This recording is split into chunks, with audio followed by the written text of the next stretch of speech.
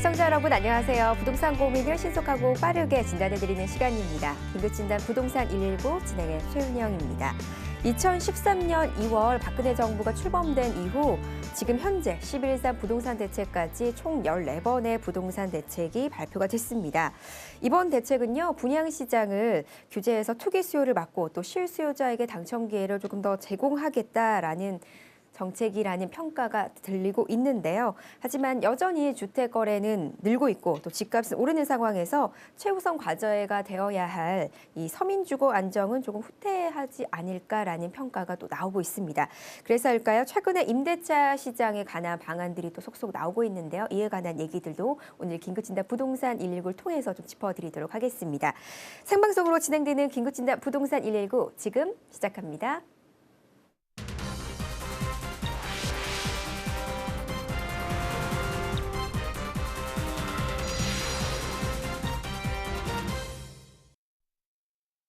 네, 긴급진단 부동산 119 오늘 함께할 전문가 분이십니다. 부동산 이마트 연구소 이정찬 대표님 함께해 주셨습니다. 안녕하세요. 네, 안녕하세요. 예, 반갑습니다. 네, 부동산 리더스 클럽의 지훈주 팀장님도 오늘 함께하십니다. 반갑습니다. 안녕하세요. 네, 오늘 이렇게 두 분의 전문가와 함께 부동산에 관한 고민 있으셨던 분들 저희가 속 시원하게 좀 풀어드릴 수 있는 시간 마련을 하고 있고요. 방송 보시면서 평소에 궁금증 있으셨거나 또 투자처에 관한 고민 있으셨던 분들은 연락 남겨주시면 되겠습니다. 서울 전화 3424-0718 그리고 샵 8289번 정보 이용료 100원이 있습니다. 이쪽으로 번호 남겨주시면요. 저희가 빠르게 또 생방송 중에 상담을 도와드리도록 하겠습니다. 저희가 앞서 임대차 시장에 관한 얘기를 살짝 언급을 했는데요. 대표님 최근 들어서 이렇게 임대차 시장 선진화 방안이 좀 주목을 받고 있다고 하는데 그 이유가 있다면 어떤 점을 좀 꼽을 수 있나요? 예. 자, 금년 말부터 말까지만 이게 유예됐던 게 있습니다. 네. 그런데 이걸 갖다가 현 정부에서는 한 2년 정도 연장을 하겠다고 제안을 했는데 국회에서 아직 통과가 안 되고 있어요. 네. 그러다 보니까 당초 계획대로 될 수밖에 없습니다. 그래서 이제는 임대소득에 대해서 과세를 금액이 많고 적음을 떠서 과세를 하겠다는 거죠. 그래서 이게 지금 내년도 부동산 시장에 상당한 영향을 줄 수 있는 그런 요소가 되거든요. 네. 그래서 자, 그러면 먼저요. 자, 2017년도 2017년도에 영향을 줄 수 있는 게 크게 두 가지입니다. 물론 지금 11.3 대책의 후폭풍도 좀 거셉니다만은 첫 번째가 임대소득 과세입니다. 임대소득에 대해서 과세. 이게 2년간 유예를 하려고 했다가 지금 국회에서 통과가 안 됐기 때문에 현재까지는 통과가 될 가능성이 좀 낮아 보이는 것 같아요. 또 그리고 내년 말부로 이제 종료되는 게 재건축 초과이익 환수. 재건축 초과이익 환수. 자, 이 부분이 또 연장이 안 된다면은 내년도 시장에 주는 파고가 굉장히 클 것 같습니다. 자, 그런데 자, 재건축 초과이익 환수가 다시 연장될 거냐 하는 것에 대해서도 긍정 부정이 있을 수 있습니다만은 제가 봤을 때는 지금 같은 분위기라고 한다면은 연장이 되지 않을 가능성도 상당히 높아 보입니다. 자, 그러면은 이 임대소득 과세 방침에 대해서 좀 더 자세히 살펴볼게요. 자, 기본적으로 우리가 소득 있는 곳에 세금이 있다. 너무나 당연한 논리입니다. 소득이 있는 곳에 세금이 있다. 그렇기 때문에 돈을 벌었으면 세금을 내야 된다. 너무나 당연해요. 그런데 지금까지 대부분이 관행적으로 이런 임대소득에 대해서는 납부를 거의 하지 않았습니다. 왜냐하면 대부분 연세 많으신 분들이 다가구 주택이라든지 여러 채 가지고 있으면서 이렇게 월세를 받고 있다 할지라도 대부분이 납부를 하지 않았어요. 이게 어떻게 보면 관행적이었죠. 그런데 이제는 소득 있는 곳에 세금이 있다 해서 어떤 세원 노출을 투명화를 시키겠다 하는 게 하나의 이 임대차 시장의 어떤 선진화 방안의 핵심 키워드가 되겠습니다. 자, 그리고 이제 소득공제. 우리 근로자 같은 경우 소득공제를 이제 세액공제를 이제 내년부터 이제 변경을 하는 거고요. 그래서 세액공제를 막는 만약에 임대차 계약을 체결한다면 이걸 이제 철두철미하게 이제 방지하겠다는 거고요. 그래서 자, 전에 같으면 이제 월세 10%를 세금에서 이제 공제를 하는 겁니다. 그다음에 이게 이제 문제죠. 생계형 임대소득자 과세 연기인데 이게 우리가 흔히 말하는 연간 임대소득 2천만 원이 넘지 않는 것을 갖다가 우리가 이제 이 생계형 임대소득자라고 이렇게 명칭이 돼 있는데 이게 보면은 전국적으로 2천만 원 이하 임대소득 사업자가 이제 통계가 정확한지는 모르겠습니다만 거의 200만 명에 육박한다고 합니다. 상당히 큰 숫자죠. 자, 그런데 이게 지금 국회에 논의 중인데 기재부에서 통과가 안 됐습니다.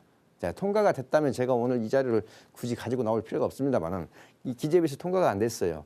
그러다 보니까 이제 내년 말까지만 과세가 올 말까지만 유예가 되고 내년부터는 다시 살아난다는 거죠. 자, 그렇기 때문에 2천만 원 이하의 임대소득자가 이렇게 숫자가 많은데 이 사람들한테 어떤 과세가 된다 한다면은 그렇지만 사실은 과세가 된다 해도 사실은 세금은 굉장히 좀 낮은 편입니다. 적은 편입니다. 그렇지만 이게 시장에 주는 영향은 상당히 커요. 왜 그러냐? 우리나라 사람들은 이 세금에 대해서 상당히 무섭지도 하지만은 심리적인 게 강합니다. 심리적인 거. 그러다 보니까 아무래도 내년부터 2천만 원 이하도 이제 과세를 하겠다 한다면은 이게 시장에 주는 심리적인 파고가 굉장히 셀 것 같습니다.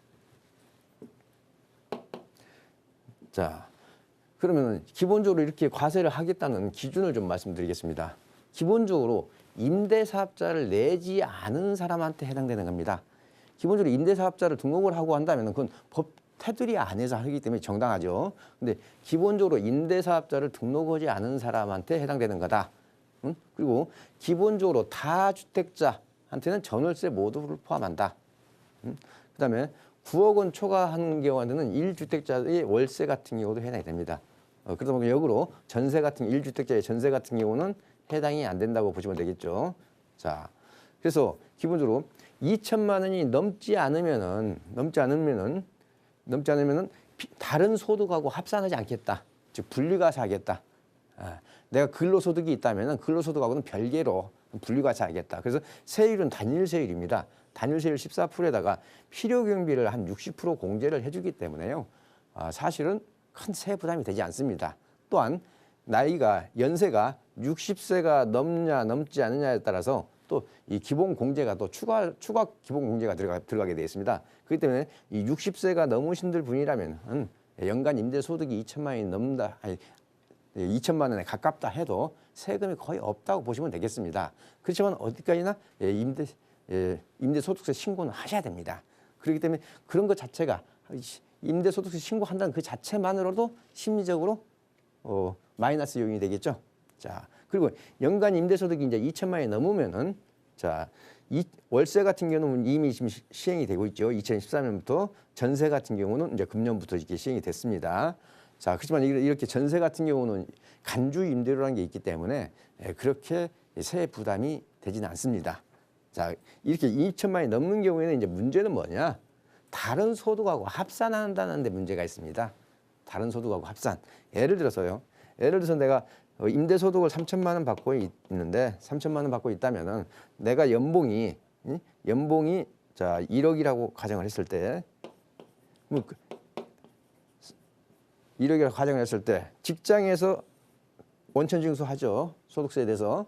그리고 나서 이 3천에 대해서 내가 별도로 또 한번 내고 이걸 합산해서 1억 3천에 대해서 35% 세율을 다시 한번 받는다는 거죠.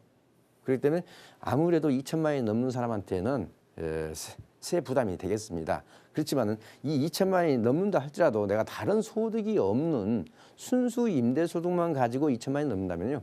그렇게 뭐 또 세 부담이 크진 않습니다. 그렇지만은 다른 소득이 있는 분이라고 한다면은 이게 합산 종합과세가 되기 때문에 세 부담이 실제 많이 느낄 거고요. 이런 세 부담이 결국은 임차인한테 어떻게 전가될 거냐 하는 게 예의주시할 사항이죠. 결국은 이 한쪽을 누르면 한쪽이 올라갈 수밖에 없겠죠. 그렇다면은 이런 임대소득에 대해서 과세를 하게 되면은 기본적으로 임차인한테 전가되는 속성이 있다는 거. 이 점이 이제 시장에서 오는 문제점이 되겠습니다. 자, 그다음에 이제 세액공제 기준 한번 보겠습니다. 세액공제. 자, 연간 7천만 원 이하 근로소득자가 되겠습니다. 자, 그런데 종전에는 무주택자만 이게 혜택을 볼 수 있었어요. 그런데 지금은 무주택자 요건이 삭제됐습니다. 그렇기 때문에 이렇게 연말정산 하실 때 세액공제를 받으실 수가 있겠습니다. 그리고 세액공제는 연간 월세의 10% 중 최대 750만 원까지가 되겠습니다. 자, 그리고 기본적으로 이건 2014년부터 지금 적용을 하고 있는데 자, 주인들은 이렇게 세액공제 받는 것을 좀 싫어합니다. 싫어하기 때문에 집주인 동의 없이도 신청이 가능합니다. 그렇지 않으면 내가 그 집에서 살다가 다른 집으로 이사하고 나서 3년 이내에 신청을 해도 소급 적용을 받을 수가 있습니다. 그렇기 때문에 집주인께서는 우리 세입자가 이 세액공제 신청을 안 했다고 해서 그냥 손 놓고 있으면 안 됩니다. 다른 집으로 이사 가서도 3년 이내에 신청을 한다면 소급 적용이 되면서 세원 노출이 될 수밖에 없습니다. 자, 그렇다면 몇 가지 절세 전략 말씀드리겠습니다. 절세 전략. 기본적으로 주택 매입 임대 사업자를 등록을 하시는 게 가장 현명하겠습니다. 주택 임대 사업자. 이 주택 임대 사업자에도 유형이 4년짜리 일반 주택 임대 사업자가 있고 8년짜리 준공공 임대 사업자가 있습니다. 저는 여기 8년짜리 준공공 주택 임대 사업자를 등록을 하시라고 말씀드리고 싶어요. 그런데 내가 기본적으로 연간 임대 소득이 2천만 원이 넘는 분이라면은 당연히 이 주택 임대 사업자를 등록을 하셔서 혜택을 보셔야 됩니다. 그 이유는 임대 소득세뿐만 문제가 되는 게 아니죠. 기본적으로 재산세라든지 종부세 이런 보유세 부담이 크기 때문에 이걸 줄이기 위해서라도 주택임대사업자 제도를 활용하시는데 특히 이 8년짜리 준공공주택임대사업자는 2017년 여기 나와 있네요. 2017년 말까지 신규 취득을 해서 등록을 하게 되면요. 양도세 100% 감면 혜택을 받을 수가 있습니다. 그렇기 때문에 반드시 내년 말 이전까지 신규 취득을 하셔서 이게 주택 임대사업자 중에서도 준공공주택 임대사업자로 한다면은 아무래도 절세 효과가 굉장히 크다. 자, 그리고 이렇게 준공공주택 임대사업자를 하게 되면 취득세 같은 경우는 신축 분양인 경우에 취득세 감면도 받을 수 있죠. 자, 보유세 부담도 합산 배제니까 크지 않죠. 그다음에 임대 소득세도 이렇게 8년짜리 준공공 같으면요 75% 소득세 감면을 받습니다. 자, 그리고 특히 전세에 대해서 이제 하지만 전세 같은 경우는 간주 임대료가 있기 때문에 그렇게 크지 않다. 75%면 굉장히 감면율이 큰 거죠. 자, 그다음에 특히 양도세 100% 감면 이벤트가 있고 그다음에 기본적으로 이게 준공공주택 임대사업자를 하게 되면은 장기보유 특별공제를 최대 70%까지 받을 수가 있습니다. 그렇기 때문에 자, 이렇게 세 부담에 대해서 좀 이제 부담을 느끼시는 분이라면 한다면은 이번 기회에 이렇게 주택 임대사업자를 라는 제도를 잘 활용을 하신다면은 절세도 되고 이런 임대소득 과세 방침으로서도 자유스러울 수 있다는 걸 말씀드리고요. 자, 두 번째는 가능한 이 2천만 원이라는 기준이 기본적으로 개인별입니다. 개인별. 부부 합산이나 세대원 합산이 아니라는 거예요. 그러면 개인별이에요. 그러면 이 2천만 원 기준을 개인별로 2천만 원이 넘지 않도록 이렇게 조정을 해놓는다면은 훨씬 더 절세할 수 있겠죠. 그래서 개인별이다 하는 거. 자, 그래서 이 개인별로 해가지고 분리과세, 종합과세에서 분리과세 기준으로 좀 변경을 시켜놓을 수 있다는 거죠. 그러면 예를 들어서 부부간의 증여를 통해서 명의를 분산시키는 방법이 있을 거고요. 부부간의 증여를. 그다음에 그렇지만 공유 형태로 어떤 단독 소유보다는 공유 형태로 해서 소득을 나눌 수가 있다는 거죠. 그다음에 경우에 따라서는 월세를 전세로 바꿔서 2천만 원이 넘지 않도록 하는 방법도 있을 거고요. 보증금을 또 살짝 올리고 임대료를 낮추는 방법도 있을 거다. 그래서 기본적으로 2천만 원이 넘지 않도록 주택임대사업자를 등록하시는 게 가장 가장 좋은 방법입니다만은 자, 나는 2천만 원이 넘지 않도록 좀 조정을 하고 싶다 하시는 분들은 이 개인별이라는 기준을 가지고 해서 명의 분산을 시키시면 된다. 자, 그다음에 절세 전략입니다. 어찌됐든 지금 전세 가격이 계속 오를 수밖에 없습니다. 특히 서울 같은 경우는 전세 가격이 오를 수밖에 없습니다. 지금 멸실 주택 수가 많이 늘어나고 있습니다. 그렇기 때문에 기본적으로 서울 같은 경우는 절대적으로 공급량이 부족합니다. 따라서 서울 같은 경우는 오를 수밖에 없다. 심지어 내후년에 입주 물량 대란이 온다고 신문에 그렇게 났습니다만은 서울 지역 같은 경우는 구별로 보면요, 2018년도에 입주 물량이 제로인 지역들이 많습니다.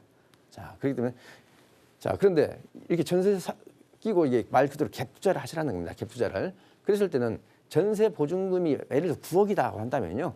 9억이다 한다면 간주 임대로 3억 정도 빼고 한다면은 월 한 60만 원 정도밖에 과세가 되지 않습니다. 자, 그렇다면 전세 보증금을 내가 9억이라고 한다면 월세로 60만 원 받는 그냥 오피스텔 한 채에서 월세 60만 원 받는 거하고 동일한 수준이다. 자, 그렇기 때문에 그만큼 세부 부담이 줄여질 수 있겠죠. 자, 그래서 이렇게 갭 투자를 하시게 되면 임대소득세를 절세할 수도 있고요. 한 채당 소액 투자해서 투자 원금을 조기에 해소할 수도 있고, 그다음에 전세 끼고 투자하시면 공실 걱정이 없죠. 또한 대출을 활용하지 않으니까 금리 변경이라든지 이런 거에 대해서 좀 민감하지 않겠죠. 그래서 자, 지금 절세할 수 있는 방법으로서는 주택 임대사업자를 등록하시는 게 최선의 방법이다. 그렇지 않으면 개인별로 2천만 원이 이하가 되도록 좀 이렇게 명의를 분산시키는 방법. 그렇지 않으면 이렇게 전세 끼고 갭 투자를 하신다면은 그렇게 2천만 원이 넘지도 않을 뿐더러 세액 부담을 확 줄일 수 있다는 이런 장점이 있습니다. 그렇기 때문에 자, 내년부터 2천만 원 이하에 대해서 이제 국회에서 이제 법 개정이 통과가 안 돼가지고 실시가 된다 할지라도 이러한 전략들을 구사하신다면은 절세를 하실 수 있기 때문에 제가 오늘 자료를 만들어서 이게 설명을 드렸으니까요. 우리 시청자님들 많은 참고가 됐으면 좋겠네요. 네, 다시 주목받는 임대차 시장 선진화 방안에 관해서 얘기를 나눠봤습니다. 뭐 과세 기준이라든지요, 또 세액 공제 기준이 또 달라지고 아직도 국회에서 논의 중이라고 하니까 법안이 어떻게 최종적으로 결정이 나냐에 따라서 또 시장 방향이 달라지겠습니다. 절세 전략까지 살펴주셨으니까요. 좀 참고해 보시면은 좀 유익한 정보가 되지 않을까 싶습니다. 역시 이정찬 대표님께서 소개해 주시는 세미나 소식도 안내해 드리도록 하겠습니다. 부동산 시장 전망 및 임대 수익형 투자 원칙이라는 주제로 무료 특강이 진행이 됩니다. 이정찬 대표님이 진행을 해주시겠고요. 매주 토요일 오후 1시부터 진행이 됩니다. 장소는 9호선 신논현역 1번 출구 한도 빌딩이 되겠고요. 참여 원하시거나 문의 있으신 분들은 서울전화 3424-0718번으로 연락 주시면 되겠습니다.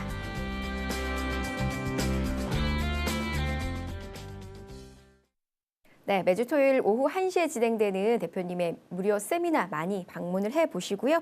저희 방송 보시면서 부동산에 관한 고민, 궁금증 있으셨던 분들은 전화 상담, 문자 상담 지금부터 가능합니다. 서울 전화 3424-0728번 그리고 정보 이용료 100원이 있습니다. 샵 8289번으로 문자 보내주시면요. 저희가 순차적으로 또 상담 도와드리도록 하겠습니다. 자, 그럼 지금부터 첫 번째 시청자분 전화 연결 하는 분 한 분 만나보도록 하겠습니다. 여보세요? 여보세요? 네, 여보세요? 연결이 아직 안 됐나요? 한 번 더 불러보도록 하겠습니다. 여보세요? 네, 아직 연결이 안 됐나 본데요. 그럼 샵 8289번으로 들어온 문자 메시지 먼저 확인을 해보도록 하겠습니다. 자, 끝번호 2275번님께서 시청자분께서 문자를 보내주셨어요.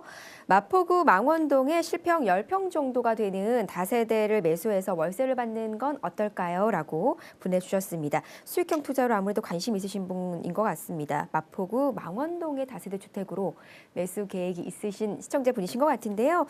대표님, 이 지역의 다세대 주택 수익형 부동산 투자 목적 어떻게 보십니까? 괜찮죠. 네. 괜찮은 지역입니다. 자, 기본적으로 이제 망원동이면 어디가 있나 이게 한강변에 있습니다. 네. 한강변에 있는데 이 지역 같은 경우는 두 가지 특징을 가지고 있습니다. 자, 한때 여기가 한강변 유도 정비구역이었습니다. 한강변 유도 정비구역.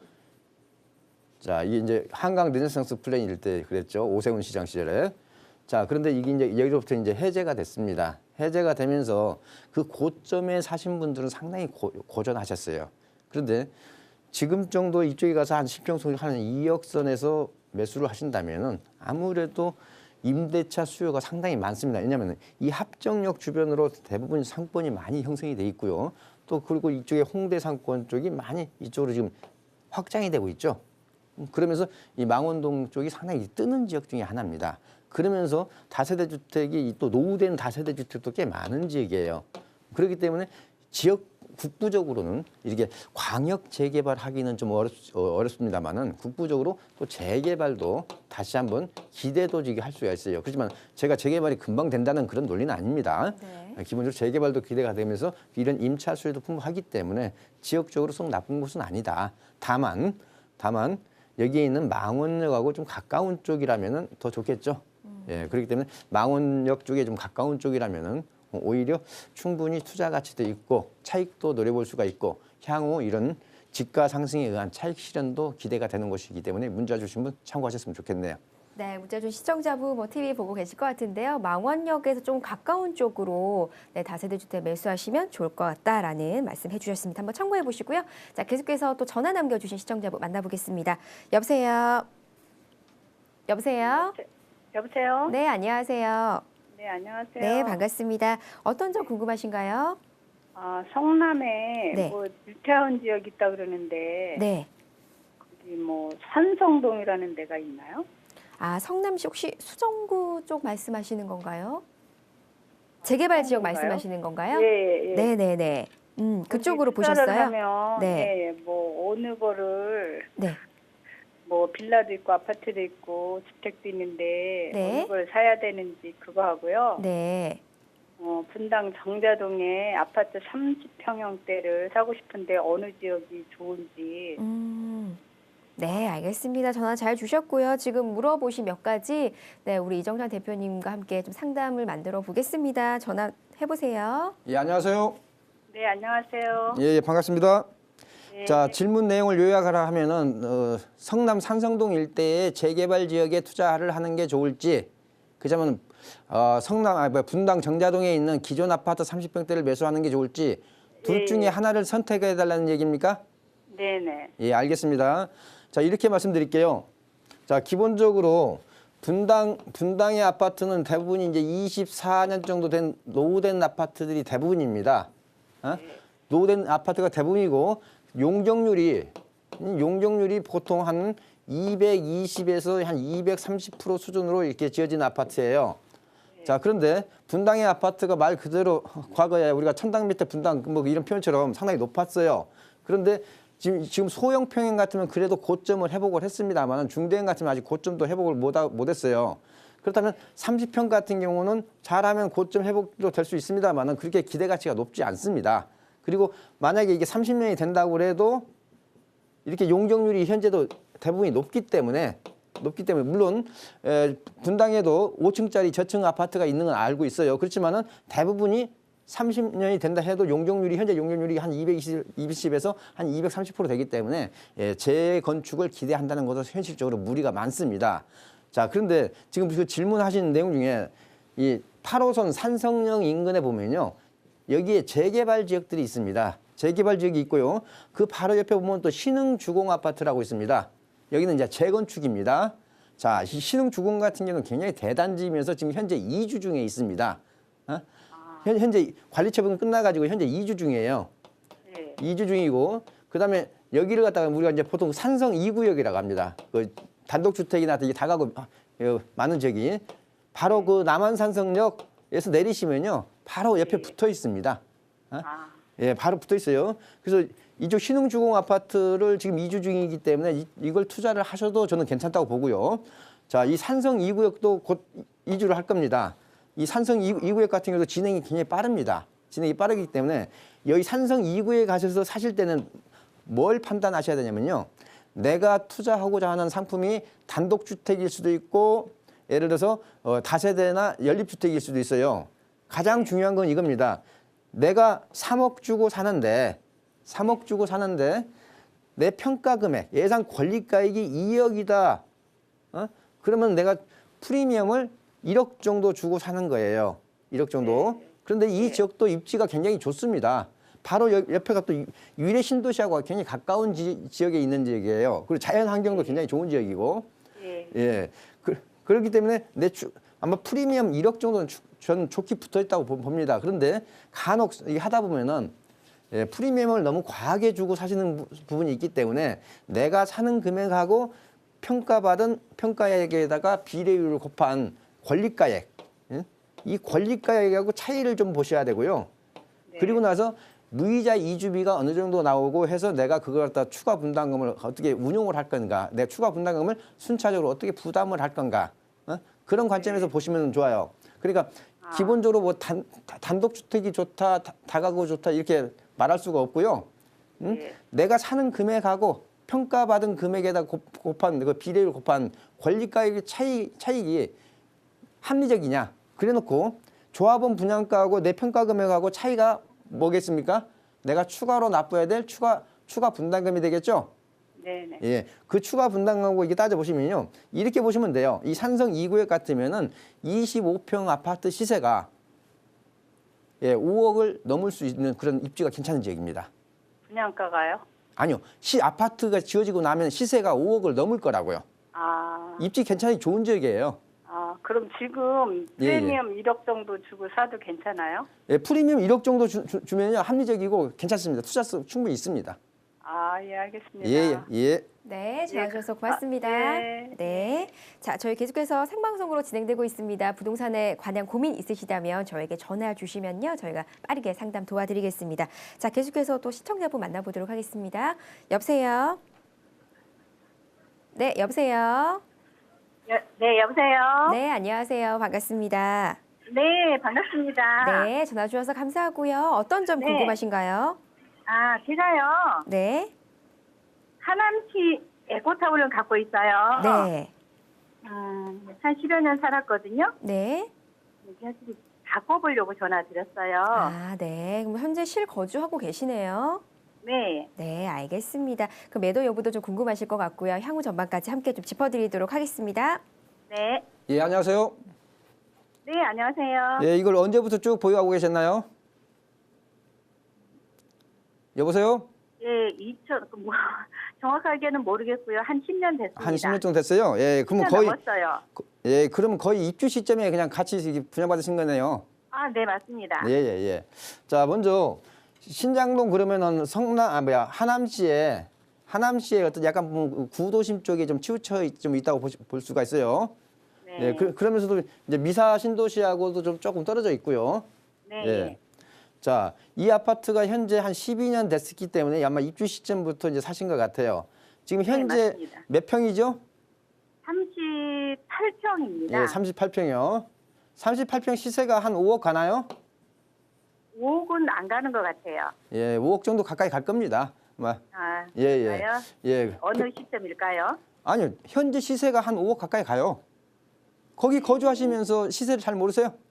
예, 잘 몰라요. 예, 그 대신 이제 한 4억은 넘게 가는 예, 걸로 예, 알고 예. 있거든요. 층이나 향에 따라서 좀 가격 차이가 좀 있을 수는 있겠습니다만요. 네. 예, 한 5억 갑니다. 예? 예. 예, 그러면 문제는 네. 앞으로 더 오를 수 있느냐의 이제 관건이겠죠. 예. 예.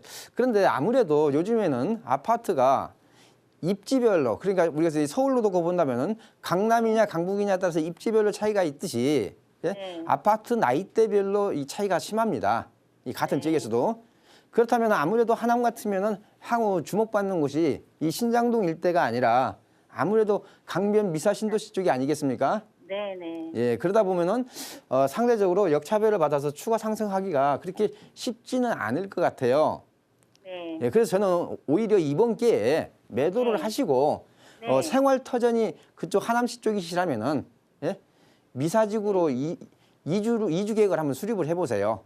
늦지 않을까요? 예, 저는 기본적으로 이렇습니다. 하남 미사 신도시 같은 경우는 추가 상승 동력이 충분히 있습니다. 왜냐하면 기존 인프라나 자연 환경이나 그다음에 앞으로 들어올 5호선, 9호선 네. 예, 이런 거 생각하신다면요. 저는 기본적으로 충분히 미래 가치가 있는 지역이에요. 지금도 충분히 지금 들어가도 늦지 않았습니다. 그렇기 때문에 지금 현재 이 에코타운에 거주 중이시라고 하시니까요. 이번 기회에 매도하시고 미사 신도시로 네. 이주하시는 게 향후 미래 가치를 위해서도 좋은 투자 대안이 될 겁니다. 네, 너무 감사한데요. 예, 예. 또 한 가지 들으면 좀 더 욕심 있다면요. 예, 예. 이제 신도시, 미사 신도시를 저한테 이제 추천을 해 주셨잖아요. 예, 예. 조금 더 가깝게 다가간다면 예. 이 미사 신도시가 좀 이렇게 넓잖아요. 예, 예. 예, 어느 쪽이 괜찮을까요? 자, 기본적으로 향후 들어올 9호선 가칭 역세권 위주로 좀 보시는 게 가장 좋습니다. 예, 아무래도 네. 5호선은 강남 노선이 아니잖아요. 9호선 네. 쪽이 훨씬 더 유망하지 않습니까? 그래서 9호선 네. 향후 들어올 역세권 위주로 보시는 게 가장 현명하겠다고 이게 생각하시면 되겠어요. 네, 네. 예, 예. 네, 네. 선생님 감사합니다. 예, 예. 네, 너무 전화 주셔서 감사합니다. 고맙습니다. 네. 네, 뭐 9호선이 황금 라인이다. 뭐 이런 얘기를 저도 기사에서 본 것 같네요. 네, 자 계속해서 또 시청자분 만나보도록 하겠습니다. 여보세요. 네, 여보세요? 네, 안녕하세요. 반갑습니다. 예, 예. 네, 어떤 점 상담 도와드릴까요? 예, 지금 분당에서 거주하고 있고요. 네, 이번에 신분당 선역이 동천역까지 뚫렸는데 네, 제가 지금 매매를 알아보고 있는데 네, 예, 그 동천역의 좌측으로 죽전 쪽에 네. 약 20년 전 아파트인 벽산 아파트가 있어요. 2천 단지고요. 뭐 학교도 잘 되어 있고 네. 매매가 3억 5천이고요. 그 맞은편에 지금 새로 짓고 있는 파크다이나 파크프루지오 이런 것들은 이제 새 아파트인데 단지가 좀 작아요. 네. 매매가 4억 정도 합니다. 분양가. 네. 그 어느 쪽을 제가 매매를 하는 게 더 이득일지 좀 궁금해서 전화드렸거든요. 네, 뭐 단지가 조금 넓은 많은 오래된 아파트와 그리고 또 신축 아파트 단지가 좀 적은 비교를 좀 네네. 해봐야겠네요. 네, 알겠습니다. 이 부분 신분당선 예. 네. 예. 알겠습니다. 아, 네. 하는 거 아니에요 아직? 네, 지금 도와드릴게요. 예, 예. 네. 네. 자, 먼저 신분당선이 이제 분당선보다는 훨씬 더 이제 유망하죠. 자, 예. 기본적으로 이 동천역 인근 쪽에 있는 뭐 수지, 벽산, 블루밍이나 이걸 말씀을 하시는 것 같아요. 예, 예. 예, 이게 한 20년은 조금 안 됐어요, 노후도가. 예. 예, 그렇지만 20년 가까이 되죠. 네, 네. 예, 이게 20평대가 3억 중반이면은 예. 저는 이렇습니다. 왜냐면은 이게 신분당선도 활용할 수가 있지만요, 사실은 분당선도 활용할 수가 있어요, 오리역. 그렇죠. 오리. 왜 오리역도 그렇게 멀지가 않아요. 예.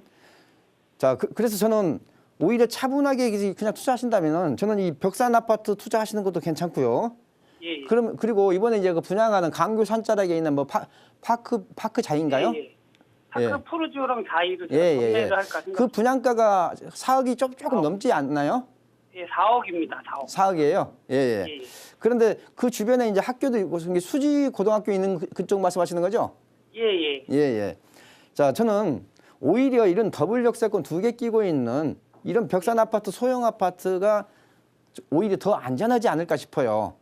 아, 예, 예. 네? 물론 새로 짓는 아파트가 가격은 높고 가격을 더 선도할 수도 있지만은 그래도 좀 안전하게 하시고 싶다면은 저는 오히려 5천만 원이 낮은 더블 역세권에 있는 이 벽산 아파트를 사시는 게 오히려 더 안전하지 않을까 싶습니다.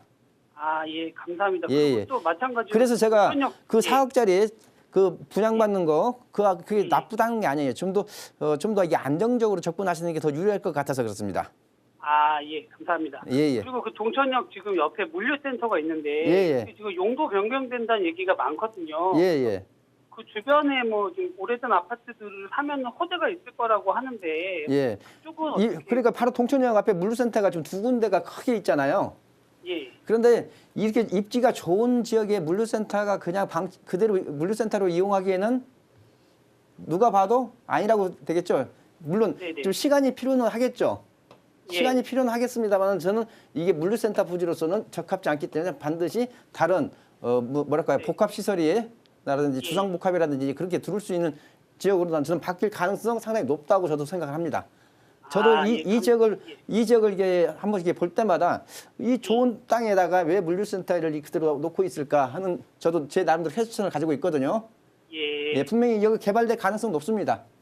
예, 예. 그러면 제가 그 일대 오피스텔을 하나 투자할까 하는데 동천역 쪽에 그것도 그럼 전망이 밝다고. 자, 저는 이렇게 보겠어요. 오피스텔 같은 경우 예, 예. 분양가도 좀 보셔야 되겠지만은 예. 저는 기본적으로 이런 지역에서 원룸보다는 투룸이나 쓰리룸 위주로 오피스텔에 접근하시면 저는 괜찮다고 보여져요. 왜냐하면 원룸 같은 경우는 대부분이 젊은 독신이 살죠. 네. 근데 원룸 오피스텔은 전세 가격이 이게 오르면서 전세 난민의 대체 기능을 할 수가 없어요. 그렇지만 투룸이나 쓰리룸 오피스텔은 아파트 전세 난민의 대체 기능을 할 수가 있죠. 그래서 네. 보다 안정적이라고 한다면 저는 그쪽에서 오피스텔 분양 받으시는 게 좋은데 가능한 투룸 정도 이렇게 분양 받으시면은 좀 더 안전할 것 같습니다. 아, 예. 감사합니다. 예, 예. 네, 전화 주셔서 감사합니다. 네, 긴급진단 부동산 119 생방송으로 진행이 되고 있고요. 이번에는 또 샵 8289번으로 문자 보내주신 시청자분 상담 또 이어보도록 하겠습니다. 강동구 고독시형 아파트 힐스테이트, 네, 34평 실거주로 입주를 할까, 네, 매수를 할까, 네, 보고 계시다고 합니다. 이 부분도 어떻게 좀 상담을 도와드릴까요? 예, 예. 실거주 목적. 저는 실거주 목적이라면요 편하게 보유하시는 게 좋습니다. 네. 자, 이 일대도 상당히 지금 공급량이 많은 지역 중에 하나입니다만은 기본적으로 이게 고덕동 이 일대가요. 고덕동 일대가 물론 재건축으로 많이 지금 각광을 받고 있습니다만은 정말로 이 녹지 공간이 굉장히 많은 곳이에요. 가서 보시면요 정말 녹지 공간이 쾌적해요. 그러다 보니까 굉장히 살고 싶어요. 자, 현재는 이제 5호선 라인 쪽에 있습니다. 그렇지만 앞으로는 이제 9호선도 이쪽으로 들어옵니다. 그렇기 때문에 저는 자, 아까도 제가 미사 신도시도 말씀드렸습니다만요. 5호선보다는 핵심은 사실 9호선에 있거든요. 그렇다면은 이게 아마 내년 초 정도면은 아마 지금 입주 몇 개월 안 남겨놨을 거예요. 자, 그렇다면 9호선 개통되는 시점까지 저는 쭉 보유를 하셔도 충분히 괜찮다고 보여집니다. 그렇기 때문에 이 문자 주신 분 저는 9호선 개통 시점까지라도 좀 가지고 계시는 그런 인내심을 좀 발휘했으면 좋겠습니다. 너무 서둘러서 처분하시려고 안 했으면 좋겠다는 거죠. 최소한 9호선 개통되는 시점 한 4, 5년 정도면 이제 충분하다고 저는 보여집니다. 그렇기 때문에 9호선 개통되는 시점까지 쭉 보유하시는 그런 전략을 구사를 하셨으면 좋겠습니다. 네, 9호선이 개통될 때까지 좀 보유하면 좋겠다. 역시 이어서 9호선 얘기가 연속으로 좀 나오네요. 네, 샵 8289번을 문자 보내주신 분, 네, 보내주신 분 저희가 한 분 한 분 또 상담을 이어보겠습니다. 이번에도 문자 확인을 해볼게요. 반포본동의 주공 1단지 네, 재건축 초과이익 환수 유예 받을 수 있을까요? 라고 시청자분께서 보내주셨습니다. 이 부분 어떻게 받을 수 있는 아마 건가요? 이 구반포 주공 아파트를 갖고 계신 분이라면 상당히 초미의 관심사일 것 같습니다. 아까도 제가 서두에서 말씀드렸습니다만은 기본적으로 내년 말까지 관리처분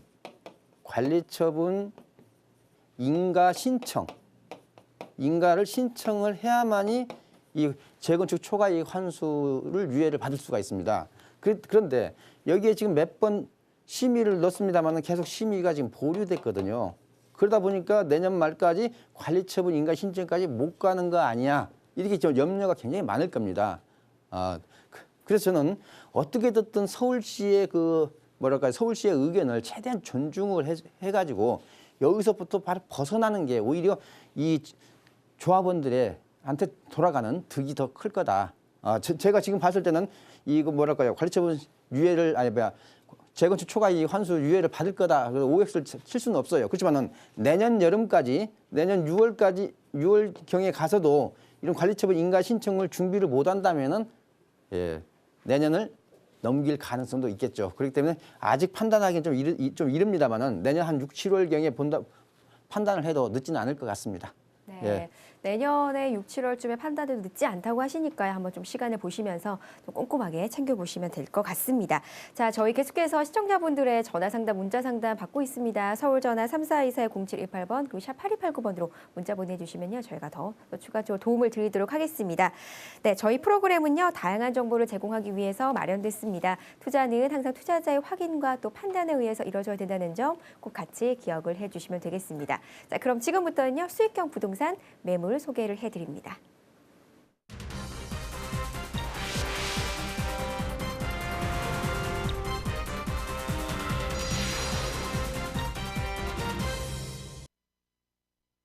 긴급진단 부동산 119 생방송으로 시청하고 계십니다. 이번에는요, 많은 분들이 또 주목하고 계시는 수익형 부동산 투자처를 찾고 계신 분들에게 또 유익한 시간이 아닐까 싶습니다. 투자 가치에 기대되는 매물 소개를 해드리는데요. 첫 번째 매물 화면으로 먼저 개요를 확인해 보시죠. 서울시 강남구 논현동에 위치해 있는 근린생활시설입니다. 2016년 4월에 준공된 건물이고요. 전용 면적 60.92제곱미터, 그리고 분양 면적은 79.33제곱미터입니다. 근린생활시설로 총 5층 중에 1층에 위치해 있습니다. 매매가는 3억 2천만 원이 되겠고요. 대출 금액 1억 6천만 원이 예상됩니다. 임대가는 보증금 2천만 원, 월세 150만 원이 예상되겠고요. 실투자 금액 1억 4천만 원 예상됩니다.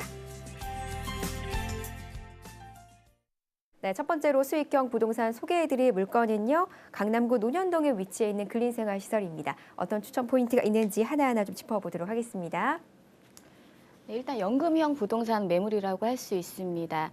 앞으로 100세 시대를 맞이하고 있지만 은퇴 시기는 이제 점점 빨라지고 있는 추세인데요. 그래서인지 계속해서 임대 사업자분들 늘어나고 있는 추세입니다. 이제 이러한 불안한 이제 노후 대비를 위해서 적합한 연금형의 수익형 부동산 매물인데요.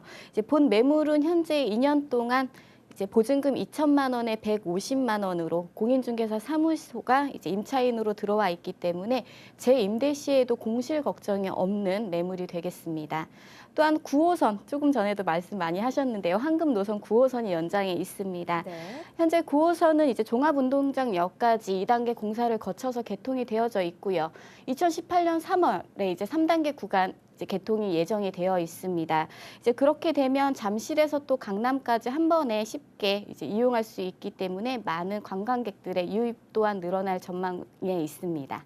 네, 9호선에 또 혜택까지 있을 수 있겠고요. 입지 여건도 좀 소개를 해주실까요? 일단 트리플 역세권에 위치를 하고 있습니다.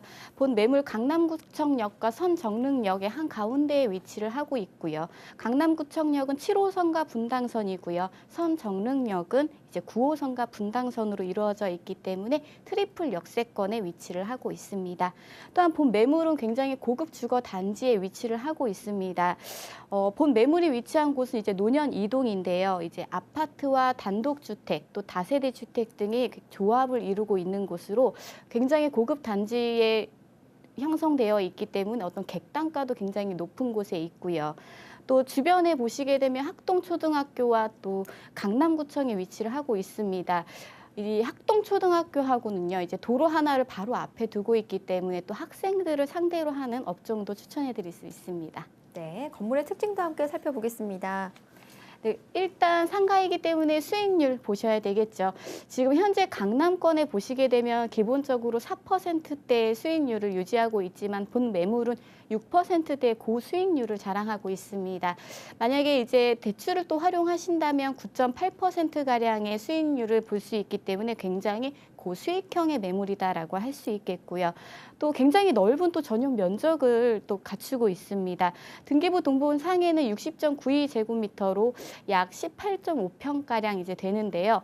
창고 공간이 또 3, 4평 정도가 더 있기 때문에 이제 굉장히 넓게 20평 이상 되게 넓게 쓰실 수 있고요.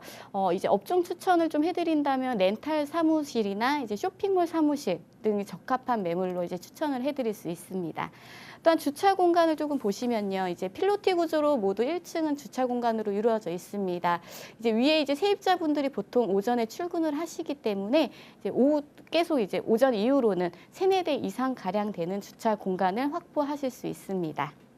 네, 중요한 또 투자 금액 좀 분석을 해볼까요? 네, 매매 금액 3억 2천만 원으로 굉장히 저렴한 매물입니다. 임대 금액 월세 시 보증금 2천만 원에 150만 원이고요. 대출 금액 약 1억 6천만 원이 가능하기 때문에 실투자 금액 1억 4천에 예상이 됩니다. 네, 첫 번째로 소개해드릴 매물건이 근린생활시설입니다. 강남 은현동에 위치해 있고요. 관심 있으신 분들은 서울전화 3424-0718번에 문의 주시면 저희가 또 도움을 드리도록 하겠습니다. 자, 계속해서 다음 매물, 수익형 부동산 어떤 물건인지 화면으로 먼저 확인해 보시죠. 서울시 중구 신단동에 위치해 있는 다세대 주택입니다. 2017년 4월에 준공 완료될 예정이고요. 사용 면적은 36.48제곱미터, 분양 면적은 46.94제곱미터가 되겠습니다. 방 2개, 욕실이 갖춰져 있는 다세대 주택으로 총 6층 중에 3층에 위치해 있습니다. 매매가는 2억 8천만 원, 대출 금액은 월세 시에는 1억 8,200만 원이 예상되고요. 임대가는 전세 시 2억 5천만 원이 예상됩니다. 보증금 3천만 원, 월세 95만 원이 예상이 되고요.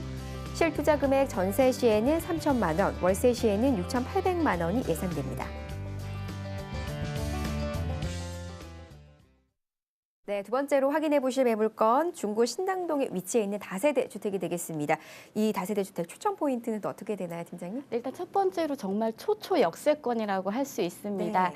네, 청구역의 더블 역세권으로 직선거리 70m입니다. 약 도보로 한 1분 정도로 이용할 수 있는 매우 가깝게 위치를 하고 있고요. 보통 보시면 역세권 쪽으로는 불안기에도 굉장히 안정적으로 월세 수익이 확보가 가능하고요. 또 역세권 개발 호재에 따라서 가치가 또 새롭게 재평가되는 또 이러한 매물이 되겠습니다. 이제 또한 두 번째로 소액 투자가 가능한데요. 본 매물은 3천만 원으로 이제 매입이 가능한 매물이 되겠습니다. 또 이 본 매물이 위치한 곳은 매매가 대비 전세가가 굉장히 높은데요. 그 이유로는 이제 주변에 이제 굉장히 노후된 주택들이 많고요. 또 그와 반대로 수요층, 자영업자분들의 수요층은 굉장히 많기 때문에 현재 매매가 대비 전세가 굉장히 높게 책정이 되어져 있고요. 따라서 전세를 또 활용을 하신다면 3천만 원에 갭 투자가 가능한 매물이 되겠습니다. 네, 뭐 초초 역세권이다라고 말씀해 주셨는데 입지 여건 조금 더 분석을 해볼까요? 굉장히 다중 역세권에 위치를 하고 있습니다. 2, 3, 4, 5, 6호선까지 모두 이용 가능하신데요. 본 매물 5호선과 6호선 이제 더블 역세권인 청구역가 정말 70m 1분 이내의 거리에 위치를 하고 있고요. 주변에 또 2, 3, 4호선이 또 있기 때문에 입지적으로 굉장히 뛰어나다라고 할 수 있습니다. 또한 이때 일대를 보시게 되면 신당과 약수, 청구는 모두 이제 연속된 더블 역세권에 있고요. 또 앞으로 개발 호재까지 있기 때문에 어떤 미래 가치 확보할 수 있는 곳이다라고 할 수 있습니다. 또한 주변을 이제 보시게 되면요, 이제 동대문 상권이 굉장히 두텁게 형성이 되어져 있고요. 지금 현재 두산 면세점의 입점과 또 동대문 디자인 플라자의 완공과 함께 앞으로 또 상권이 계속해서 확대가 되고 있는 곳입니다. 인근 자영업자 및 이제 직장인 종사자분들께서의 주거 배후 지역으로 굉장히 알맞게 되겠고요. 또 주변 학군도 보시면 이제 청구초, 장충조, 한양고, 성동고 등 학군 수요까지 굉장히 풍부한 지역에 있습니다. 네, 내년 4월에 준공 완료될 예정인 서울시 중구 신당동의 다세대 주택을 지금 함께 보고 계신데요. 건물의 특징이 어떻게 돼요? 또 6층 중에 3층이 로얄층에 네. 위치를 하고 있습니다. 역세권 위주로는 또 선분양이 되는 게 또 요즘 추세인데요. 또 본 매물은 그렇지 않기 때문에 또 분석을 좀 하시고 빠르게 선점하시는 건 역시 또 재테크하는 한 방법이다라고 할 수 있겠고요. 본 매물 대지 지분이 굉장히 많습니다. 오피스텔 같은 경우에는 대지 지분이 그렇게 중요하지 않은데요. 본 매물처럼 이제 재개발이 가능한 입지에 있다면 대지 지분은 꼭 체크를 하셔야 되겠습니다. 본 매물과 비슷한 이제 면적에서 신축 이제 주택을 보신다고 하시면 이제 평균 5%대 이제 대지 지분을 가지고 있는 반면에 본 매물은 6.34평대의 대지 지분을 갖추고 있기 때문에 이 대지 지분을 이제 평당 단가로 환산을 하신다면 대략 한 5천만 원 정도 이상의 가치가 더 있다라고 할 수 있겠습니다. 또한 본 매물 풀 옵션으로요, 이제 신축인데요. 그렇기 때문에 이제 1인에서 3인까지 또 폭넓게 수요층을 확보할 수 있고요. 젊은 이제 세입자들에게 인기가 굉장히 많기 때문에 전월세는 이제 걱정 안 하셔도 되겠고요. 또 실거주하시면서 재테크까지 가능한 매물이다라고 정리해드리겠습니다. 네, 또 중요한 투자 금액 가격을 또 짚어주실까요? 네, 2억 8천만 원 형성을 하고 있습니다. 임대금액 전세 시 2억 5천만 원 굉장히 높게 책정이 되어져 있고요. 월세 시 보증금 3천만 원에 95만 원입니다. 대출 금액 약 1억 8천2백만 원 가능하기 때문에 실투자 금액 전세 시 3천만 원, 월세 시 6,800만 원 예상이 됩니다. 네, 이렇게 해서 수익형 부동산으로 강남구 논현동에 위치한 근린 생활시설 그리고 중구 신당동에 위치한 다세대 주택까지 살펴봤습니다. 방송 보시면서 이 매물권 수익형 부동산 관심 있다 하시는 분들은요. 저에게 연락 주시고 남겨주시면 또 3424-0718번에 연락 주시면 저희가 또 추가적으로 상담 도와드리겠습니다. 이어서 또 이정창 대표님께서 준비해 주시는 무료 세미나 소식 한 번 더 안내를 해드리겠습니다. 부동산 시장 전망 및 임대 수익형 투자 원칙이란 주제로 무료 세미나가 진행이 됩니다. 이정찬 대표님께서 진행을 해주시고요. 매주 토요일 오후 1시부터 진행이 됩니다. 장소는 9호선 신논현역 1번 출구에서 가깝습니다. 한도 빌딩으로 방문해 주시면 되겠고요. 참여 있으시거나 문의 있으신 분들은 서울전화 3424-0718번으로 남겨주시면 되겠습니다. 네, 긴급진단 부동산 119 생방송으로 진행됐습니다. 다음 이 시간에 또 찾아뵙도록 하겠고요. 오늘 같이 인사 나누도록 하겠습니다. 긴급진단 부동산 119 마칩니다. 시청해주신 여러분 고맙습니다.